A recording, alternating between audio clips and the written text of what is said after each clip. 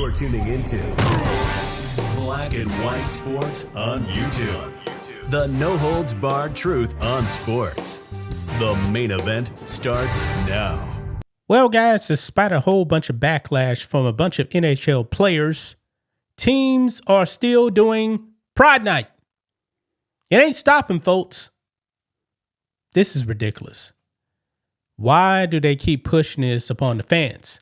Now, granted, we're talking about the New York Rangers, folks, but still, and we've seen how New York City has become, guys. It's a communist hellhole, and it's woke. The mayor over there is super duper woke, guys. Did you guys see what Mandami has now done? He's now started some alphabet mafia group or something. He actually has a transgender in charge of it. Yeah, that's how much New York City is falling, folks. But when it comes to the NHL, we've seen player after player after player say, no, we don't want to be a part of any of this Pride Night stuff, the transgender stuff. We ain't down with it. And no doubt about it, guys, the NHL is actually the most conservative of sports out there. But it's still happening, folks. Now, we actually have a New York Rangers legend. He's coming out and he is slamming the team because they held a Pride Night and they lost badly. Yeah, and the Rangers, man, they stink. They stink. They have the worst record in the Eastern Conference, folks, and one of the worst records in the NHL. But they had no problem whatsoever virtue signaling. Did you guys know they were actually like singing the anthem to a pride flag? Yeah, I think that did happen, I believe. So this is insane.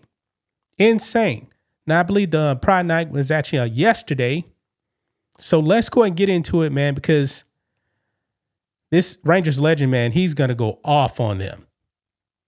Let's do it. Here we go. Everyone check out blackwhitenetwork.com. You can become a member on the website. We post member videos over there on the website. It's just $10 a month.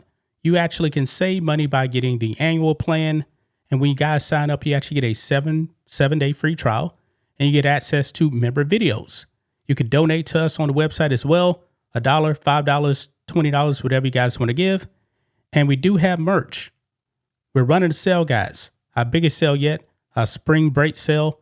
20% off everything in our merch store, including our Patriot 1776 shirt.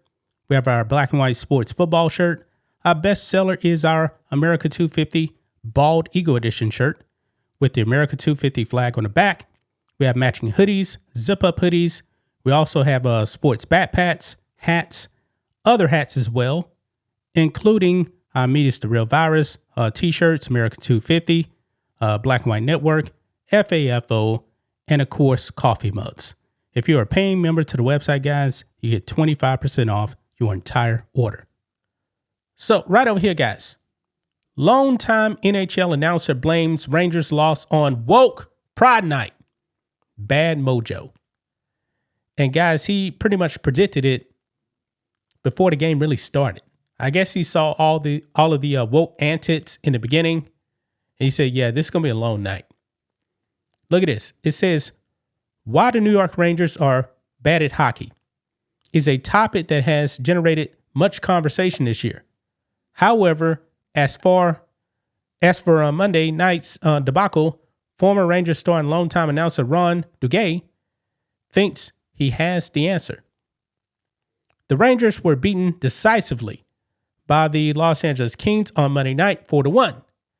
After the game, Rangers legend Ron Duguay took to social media to lay the blame for the defeat at the team's decision to hold a Pride Night. And we're not even in quote-unquote Pride Month, folks. Yeah, it's pretty much a Pride year round. This is what he said. Quote, I didn't want to say it before the game, but I saw this coming. Down 4-1, right after the singing national anthem, right after the singing, I believe they meant other national anthem, to the pride flag. Wow. To a small group, bad idea, bad mojo, the 68-year-old Rangers legend wrote. I don't blame all of the Rangers organization. It's only a select few college brainwash woke kids pushing the agenda within the organization. I believe at least 70% of fans tonight wanted no part of it at all at a Rangers game. Just want a family night out. Husband, wife, kids. That's what the Rangers need to celebrate. Ranger leadership needs to show some courage and stop this. Yeah, I completely agree with him, man. Because look at him. Look at the Rangers in the standings here. They are 28-31. 28-31. Last in their division, the second worst record in the Eastern Conference. Yeah, not good. And when it comes to overall, the whole league, yeah, they have the fourth worst record in the NHL. The fourth worst. Goes on, it says, this is at least the second time that Duguay, who is dating former Alaska Governor Sarah Palin, has taken a shot at his former team for holding Pride Night events. Earlier this month, he wrote, "Have you not been reading and watching the news? What if a situation was to occur at the Garden? What then?" He added, "Most people don't want to celebrate that kind of thing." I completely agree. I think I got the post actually pulled up right here. This is what he was actually putting out right here. Actually, you know what? This is actually from last night, guys, because the Rangers, day before yesterday, they put out the first 10,000 fans at the Garden tomorrow night will receive a Delta Pride Night pouch. Yeah, look at that. Pride Night giveaway, folks. And then he writes, supporting and encouraging transgender lifestyle. Have you not been reading and watching news? What if a situation was to occur at the Garden? What then? How can a professional, non-political entity like a sports team sanction this stuff on families, especially with kids? Most people don't want to celebrate a group's sexual lifestyle at a game. Can you just keep it to a nice family night out, celebrating and enjoying the sports team? No, they can't do that. They can't do that because they're woke. They can't do that because they're woke. Folks, if I was actually a team owner, none of this stuff would actually be getting done. You know what? If I was a sports owner, the only nights we would actually have is like, nothing controversial. Like Veterans Appreciation Night, something like that. Christmas, if whatever league I was actually running, was going on during Christmas. Valentine's Day night. Something non-political. And make no mistake about it, guys. The LGBTQ movement is a political movement. It's a far left Marxist movement. It just is. And this is being forced down everyone's throats.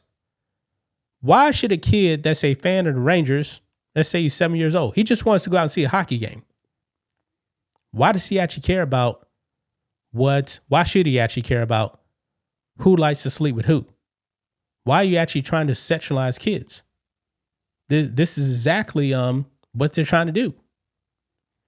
This doesn't make any sense, man. But these Pride Nights, man, I mean, I believe it's kind of dying a little bit, but it ain't truly dead. I mean, the virtue signaling is still out there, but fans don't really want to be a part of this. Players have already said, "Nah, we don't want to be a part of this." I mean, this is ridiculous. But that's just my thoughts on this. What do you guys think of this?